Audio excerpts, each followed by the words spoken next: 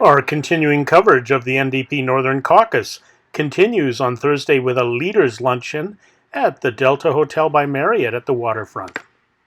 And it's been an amazing week for us in the caucus, and it's been an amazing week for me. I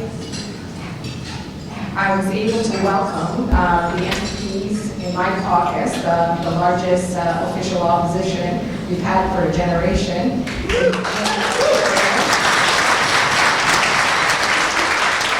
I was able to have them here, and I love them, and I got to have them come to Thunder Bay, to the city I love.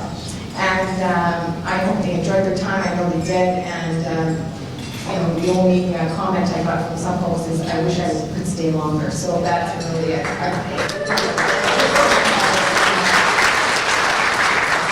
course, I'm here now to introduce a woman that I am proud to call my leader and my friend. Andrea comes to Thunder Bay often, and she is aware of the challenges that we face, and she's dedicated her whole career to making life better for the people of Ontario. As a daughter of an auto worker, Andrea understands what it means to be tough, just like in Thunder Bay, and to be resilient, and to pair hope with determination and grit. Andrea is a leader who stands up for workers every day, before elections and after them. She's the kind of leader that stands up for good jobs that people can raise a family on. She's a compassionate leader who believes deeply in public services that we count on to keep us safe and healthy. So, my friends, please join me in welcoming the leader of the NDP in Ontario, the leader of the official opposition, Andrea Horwath.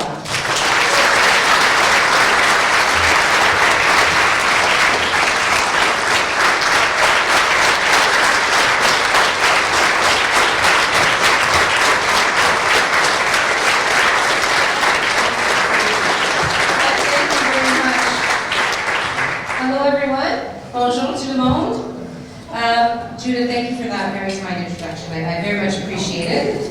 I also want to begin by thanking Solomon Bannon. I was just told that was Solomon's first time speaking publicly on behalf of his community and welcoming us here and opening our meeting.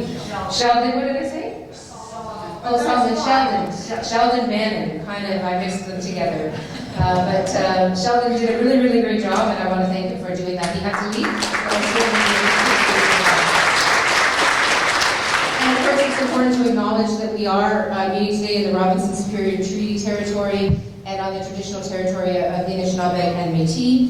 And as we meet here today, we pause to appreciate the caretaking and protection of this land the First Nations peoples have undertaken for centuries before our time here, and renew our commitment to walk together for centuries to come, not only to protect and preserve our land, air, and water for 7 generations, but to forge a true and meaningful path forward to reconciliation based on respect, cooperation, and action to make people's lives better and build stronger communities across our province.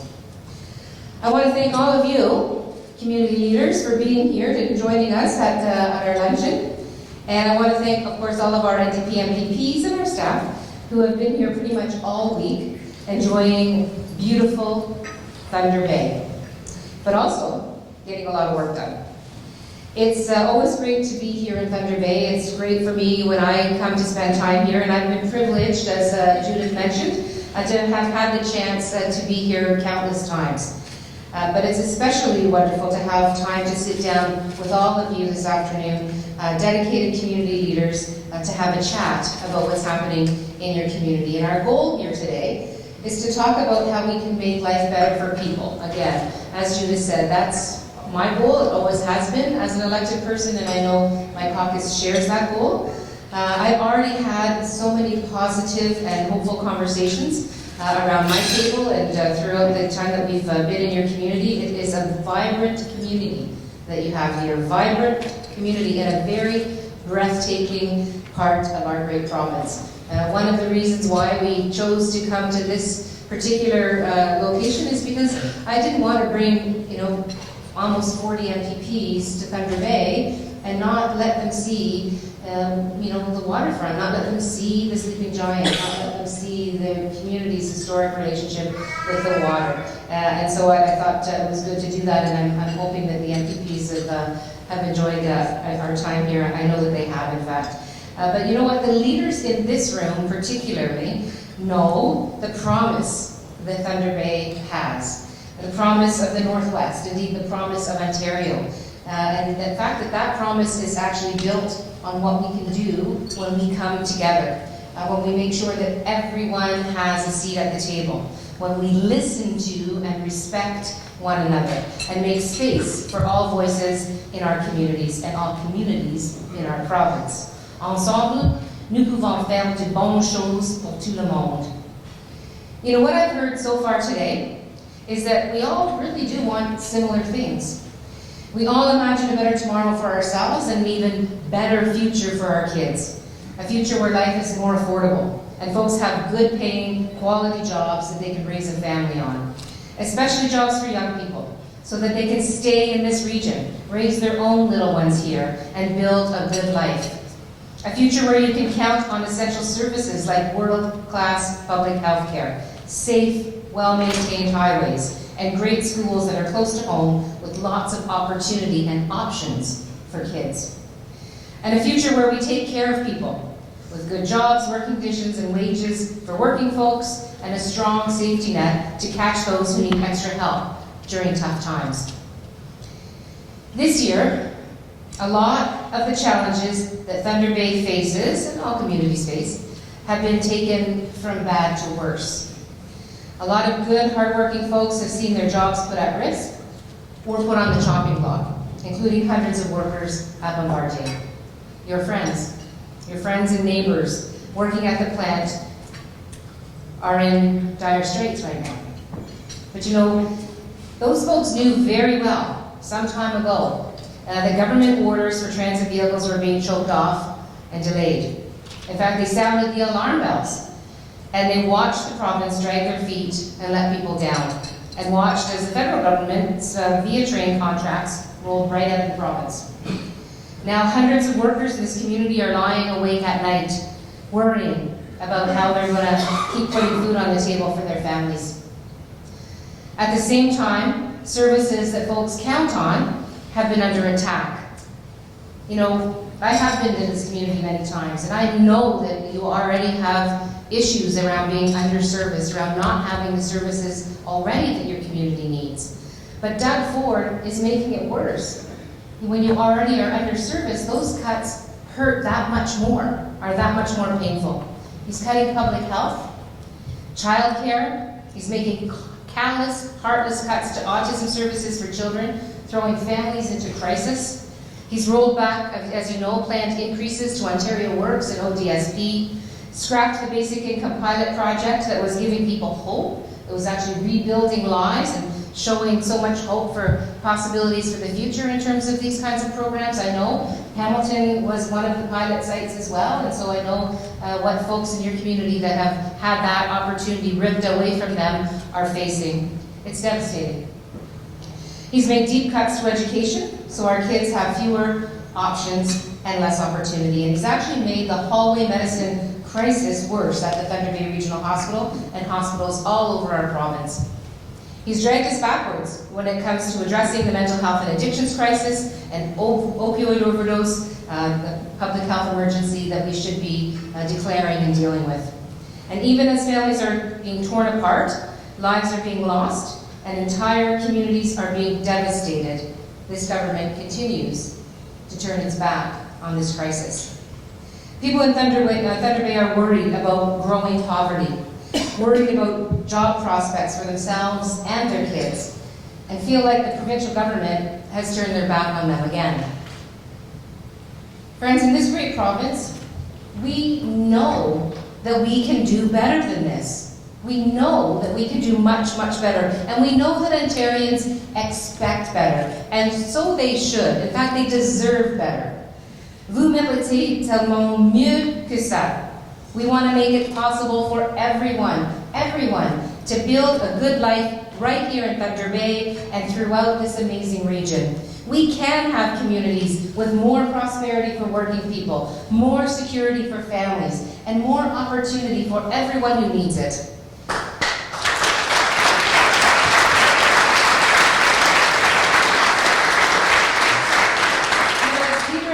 Opposition and leader of the NDP, I want everything that we do to show how government can look when the people of this community, the people of this region, the people of this province are at the heart of every single decision that we make. And when every community is given the attention and the support that it needs. And that's why we're here today. To listen to you, to hear from you about what your communities need to keep growing and thriving, and to hear from you about what would make the life better, rather, for the families that you live with, that you are in community with, that are in your neighborhoods, that are in your municipalities, right across the Northwest. Because everyone in this room shares a positive and hopeful vision for this region, for Thunder Bay and the entire area. And New Democrats are always ready to be the partner that you need. Ensemble, nous pouvons transformer l'Ontario. This is what gives me hope for the future. Because I know that if we all work together, we can make great things happen. And I believe that you deserve more from your government for a change, not less. And I believe that it is us listening to you that is how we are going to make sure that that can happen. So I want to thank you all very much for being here. I know everybody was having fantastic conversations around their tables.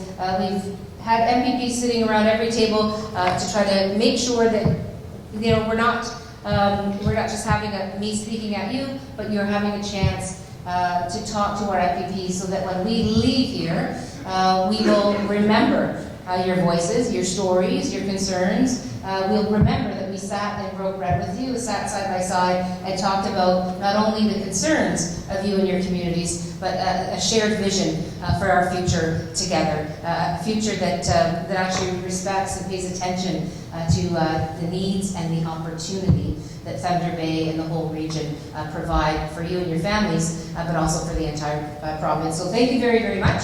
I want to actually have a little bit of a dialogue now formally. We're going to do some Q&A and look forward to the questions that you might have in a more kind of broader group here. So thank you very much, everyone.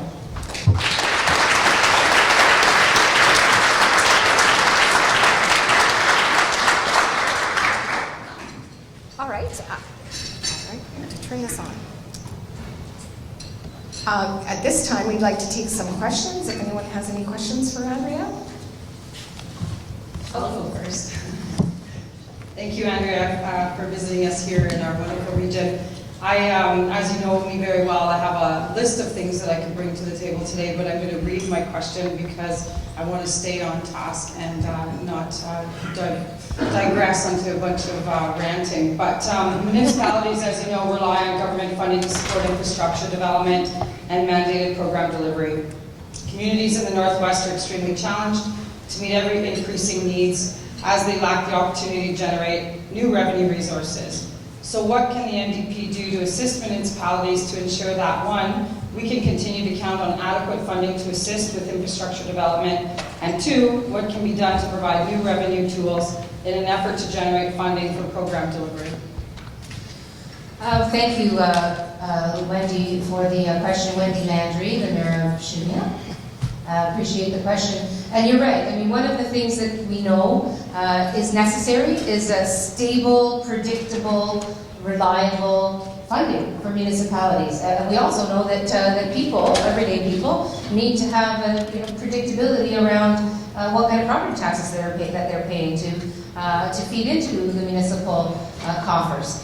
What we don't want to see is what we've seen already, which is governments that continue to eat away at some of the revenue sources that you already have. And so yes, that's property taxes, as you all know, but it is also programs like the Ontario Municipal Partnership Fund.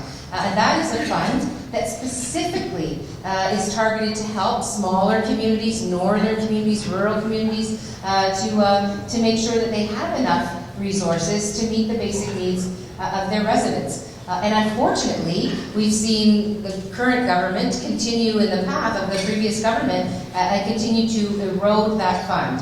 And as that fund shrinks, it's not able to provide as much support for municipalities. We have quite clearly stated that is the wrong direction, and we've made commitments, and we at AMO, the Association of Municipalities, which was where I saw you last, we've made the commitment to bring that OMPF fund back up to $550 million and to tie it to inflation, so that we know it won't get eroded in the future in terms of the support that it provides. Because we all know that that's an issue, that it will be eroded over time with inflation. And we also know that that's one of the few things that will help you to actually cover your costs, so that you don't have to implement a forward tax at the municipal level. And that's what we heard when we were with municipalities recently in Ottawa. These municipalities are very, very concerned about what's going to happen. Well, you see what's happening right here in Thunder Bay.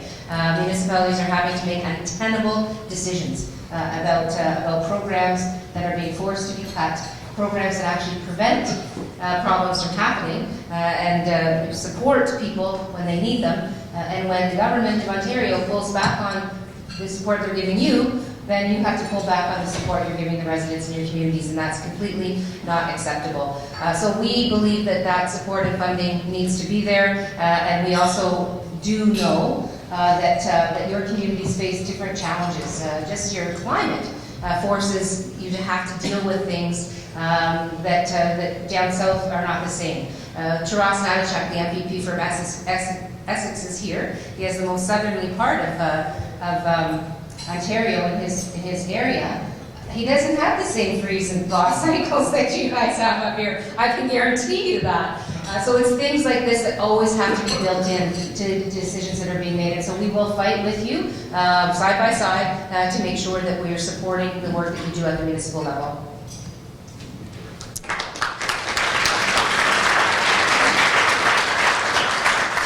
Yes, Linda? Good afternoon, my name is Linda Bruins, and I'm delighted to be here, Andrea. We've met in the past.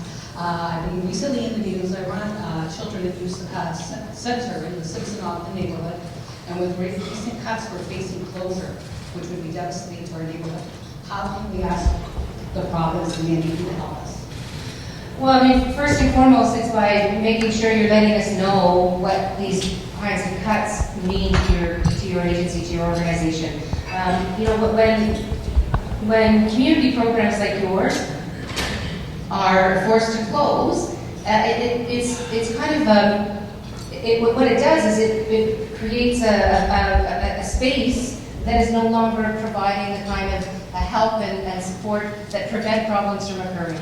And so whether that's community-based programs, whether that's programs for young people and kids, and you pile on top of that the cuts that we've seen to education, the cuts that we're seeing to public health, and you end up very, very concerned about what the future is going to bring. And when we talk about things like, for example, guns and gangs, we talk about, I'm not going to pick the scab about the fact that you've got overlooked when it comes to the provincial funding that was announced the other day. But we also need to take some responsibility for prevention and programming that helps kids avoid those kinds of decisions. And so this is something that we are very committed to, and it's something that we will work with you, kind of one-on-one, if you will, to advocate on your behalf. But we are constantly talking to the government, putting the government actually on notice that these kinds of cuts will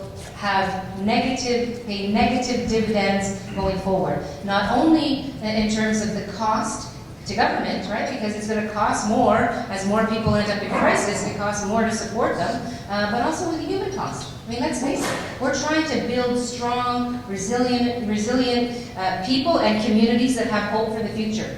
That's what is going to be, the positive dividends that we can expect. But these kind of cutbacks, the repercussions are enormous, not only financially, but in terms of human costs as well, and in terms of hopefulness for community. And so I'm glad you raised it. Thank you for doing so. You can count on us because we understand. This is not an exercise, should not be an exercise of simply, slashing dollars on a spreadsheet. It's really all about what those dollars do and what those investments create in terms of opportunity, as opposed to, the result that occurs when that opportunity is lost. Thank you.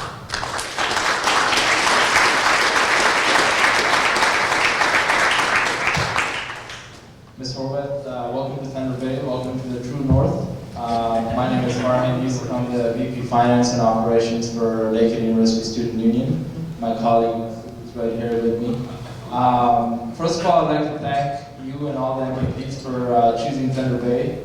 Often in the political circle, Northern Ontario is forgotten, so it's great to see that all of you have come here and be with us. My question to you is on Student Choice Initiative. So we have a government right now who feels that investing in horse racing is more important than education sector. And we have seen cuts and attacks on student unions. I'd like to know what the official stance is of NDP on the Student Choice Initiative, and if elected in power, would you reverse the changes that the current government have made to the Student Choice Initiative? Also, on the OSAP side, the current government has made changes which is actually going to put the students in more debt moving forward. Would your government change the structure of the way OSAP is funded, and would you reverse these changes if elected in power? Thank you. Thank you very much. I appreciate your questions, and I have to say it's pretty devastating to see what this government has done in terms of dragging us backwards on progress that's being made, that has been being made, to try to provide some support for young people and give them a chance to graduate from university without carrying a mountain of debt on their backs, because we know that that's what's been happening. Now, we know that there were challenges with the previous programs that were in place, that they didn't necessarily support all students, and we had some plans around getting rid of all student loans and turning those loans into grants so that nobody would be prevented from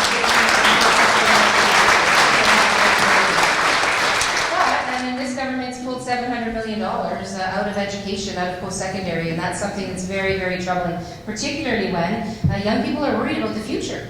And now, what the message we're sending young people is, you're even more on your own, because we're not there to be with you to try to help get you the education you need to have a better chance at finding a good job or a good career. One of the things that we are committed to is ensuring that we do have an affordable post-secondary system, one where we support students in getting their education, and one where we respect the student unions.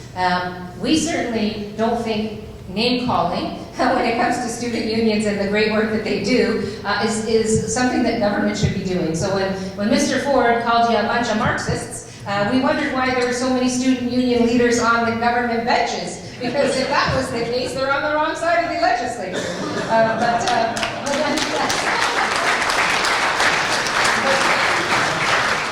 I am being a bit facetious there, but it's completely unfair, and you could probably speak to this better than I, but we know as well what that's going to mean for your colleagues at universities and colleges. We know the kinds of programs that students' unions,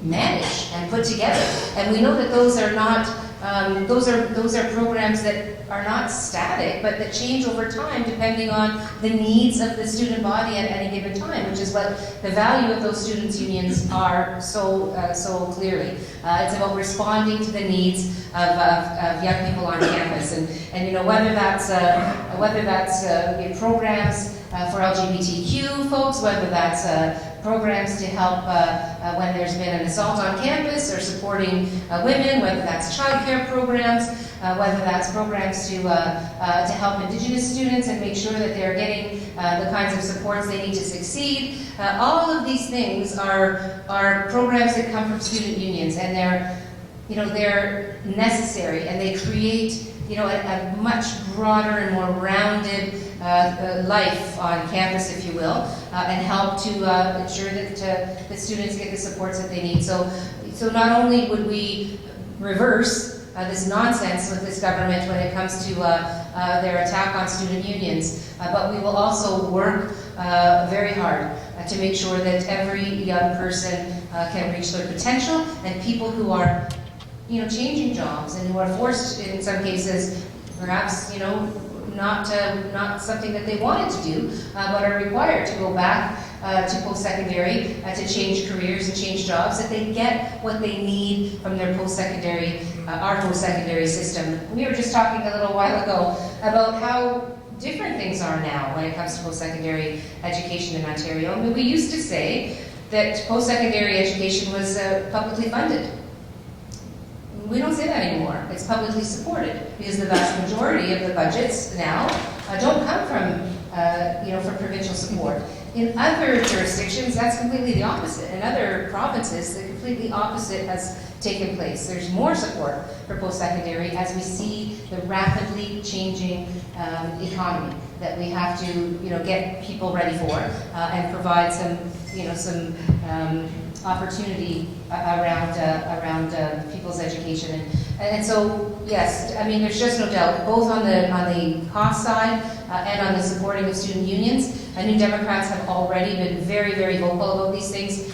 We had a platform that was very clear particularly about the tuition piece and getting rid of the interest on the student loans, right? Another drag backwards for students, having to pay interest immediately upon graduation, as opposed to having that 6-month, grace period. It's taking us completely in the wrong direction, completely backwards, making it harder and not easier for young people. So we're with you, absolutely. Thank you for bringing that up.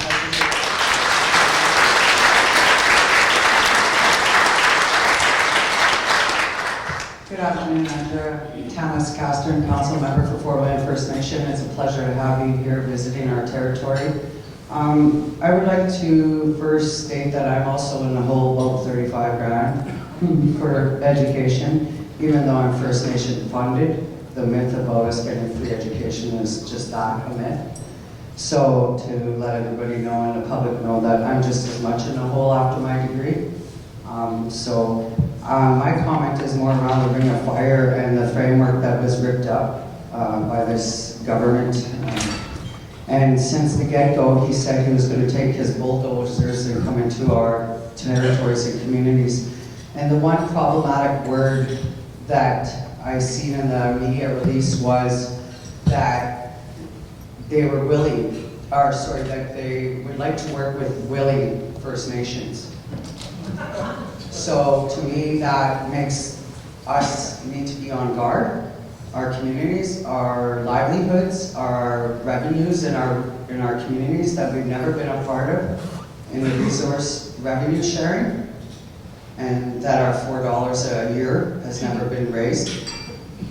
There's a very vast list of issues that impede our people every day, even to this day, after TRCs, police reports, all these reports. We're so tired of being studied and spoken on behalf of.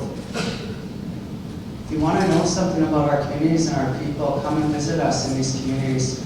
And for the people that cut ODSP and OW down in Southern Ontario, I'd like to ask them to come up and survive off caribou for 3 months at $320 if their caribou ain't sick from cancer or other environmental problems that exist in our communities. So they're taking away our futures.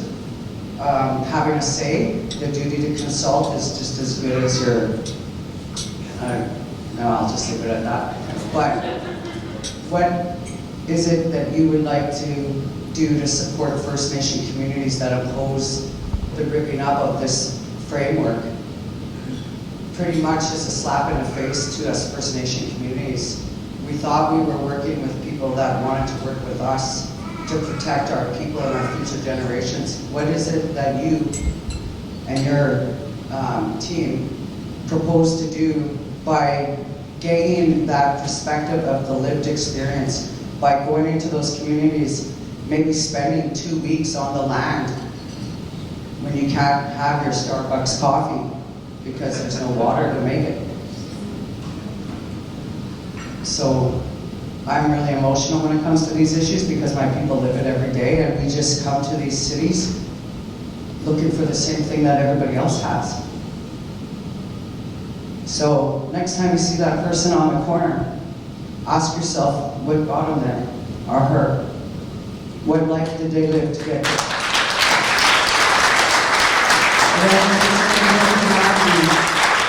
To walk up to a stranger and offer a cigarette or a dollar. We're not a thorn in your side. We are part of this nation. We were here for many, many years, 10,000 years in this city prior. And all these Latin acknowledgements and all these welcomings sometimes get irritating because we feel tokenized. But we do it anyway to pay respects to the ancestors and all the suffering that happened here in all the history of Canada. So I'd just like to see your party work hard to bring those issues, to stop those bulldozers, to listen to our people on the ground. Thank you for your time.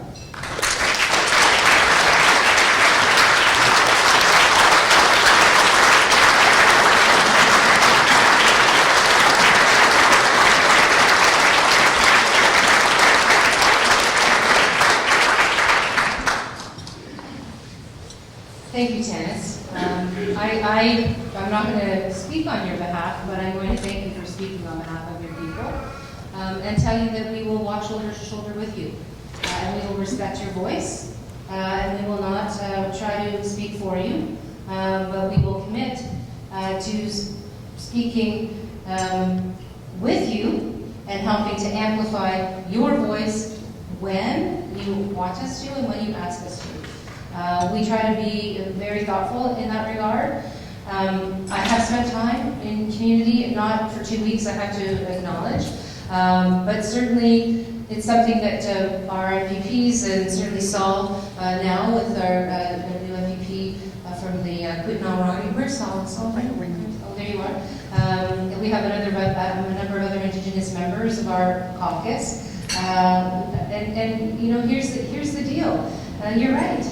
Whether it's missing and murdered Indigenous women and girls recommendations, and whether it's the you know, the reconciliation recommendations, right? Whether it's you know, I was talking to Jim Folds last night, who was the MDP back in the 70s, who was telling me that was made in the 70s. He spoke in the legislature about the mercury poisoning in Grassy Narrows. I said, Jim, that's almost 50 years ago now, 50 years ago. But I'm very worried, as you are, when I heard the announcement that the government made around the framework agreement.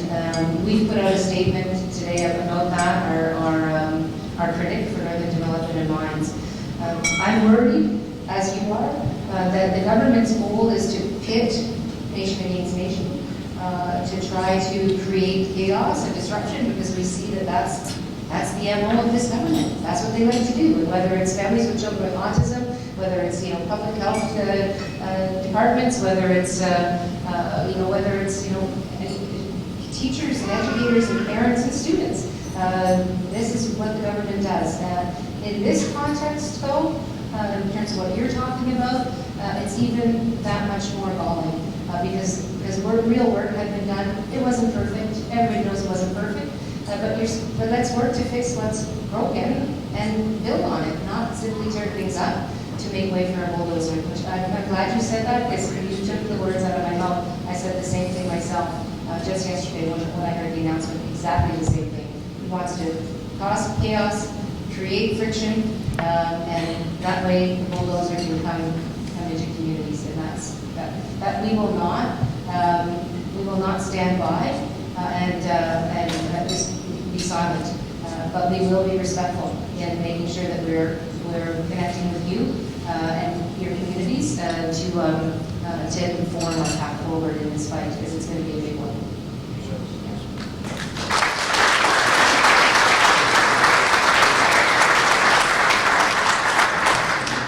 Jules?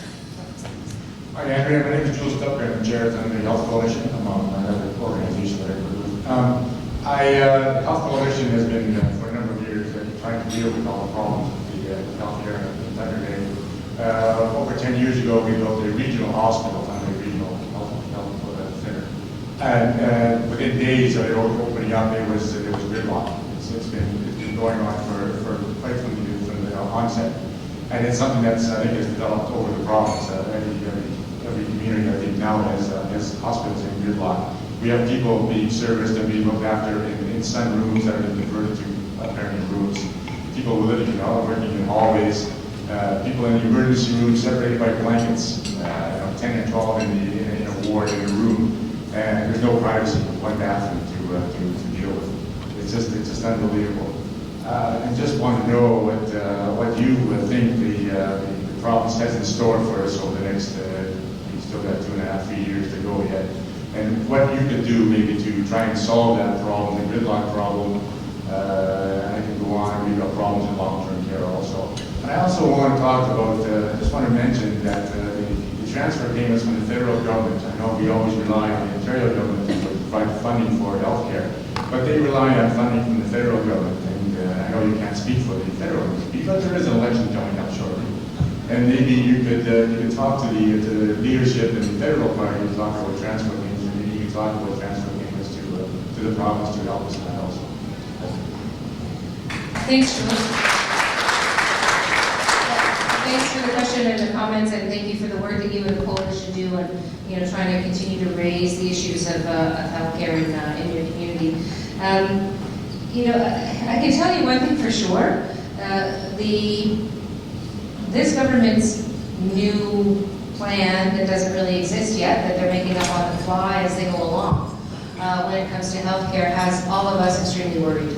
It has people who are frontline delivers of service worried. It has administrators worried. It has a lot of potential to create the kind of chaos that means that people will fall through the cracks. It is a system that really is being made up as they go along. It's quite troubling. We know that the previous government let us down when it came to our healthcare system. We know that the gridlock in the hospital was under their watch, and not just here, across our province. But this government's taking things from bad to worse. I mean, you can't reduce hospital funding and expect the situation to get better. I mean, it just doesn't work that way. You can't take your annual increase to hospitals and keep it below the rate of inflation, the regular rate of inflation, not the healthcare rate of inflation, which is quite a bit higher. I mean, healthcare rate inflation runs in healthcare at about 5.5%. This government is funding hospitals at less than 2%. That's not acceptable. In fact, the Ontario Hospital Association, during the last budget go-around, urged the government to provide a certain amount of funding, and instead of doing as was, just to keep a broken system alive. But they didn't do it. And of course, just like the previous government, that makes the crisis even worse. And we know what that means, right? I mean, as you said, people in hospitals with no dignity, with no privacy, and no kind of ability to call a nurse when you're on a gurney in a hallway, telling the healthcare provider all of your personal health information when there's 30 other people in a cramped emergency waiting room. I mean, these are the kinds of things that are happening, and Ontarians deserve so much better than that. And yes, you're right to identify that there have been historic cuts and transfers from the higher order of government, and we can go into the details of what that looked like. We both remember. But what we need to do is get serious about the fact that people want, deserve, and should be able to expect high-quality health care in a place like Ontario. There's a lot of wealth in this province. There's a lot of capacity in this province to provide that kind of level of care. But we have seen too many governments now for years not get it right. And yes, that's part of that is, as you mentioned, the aging demographic and the pressure on long-term care and the lack of home care. Let's not forget, the previous government put that competitive bidding system into our home care provision, and that pulled some profits out for private companies, but that also reduced the amount of hands-on care. And I want to say, I don't blame this crisis that we have in our hospitals and our healthcare system on administrators of hospitals. I don't blame it on frontline workers. I don't blame it on mid-level administration. It sits at the feet of the Ontario government. And after all those years of the previous government, to now have a government that's taking us from bad to worse is going to mean more crisis, more pain, more discomfort, and more worry in terms of the health and well-being of our loved ones in the hospital. So, I don't know what else to say, Jules. It is absolutely troubling, and we need those investments. But what we don't need is a government just upsetting the apple cart. And I'm going to be straight up about it. I don't believe that opening up our healthcare system to private profits is the right way to go. I just.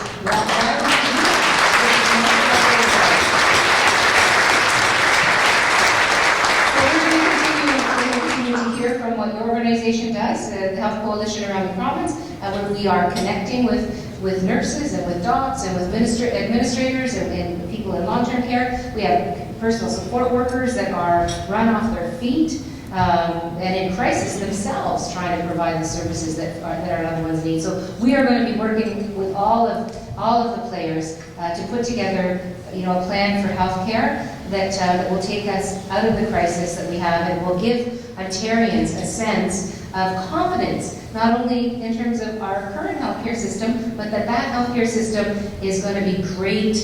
Oh, did I say that? Our healthcare system is going to be fantastic for the next generation and the generation after that. Thanks.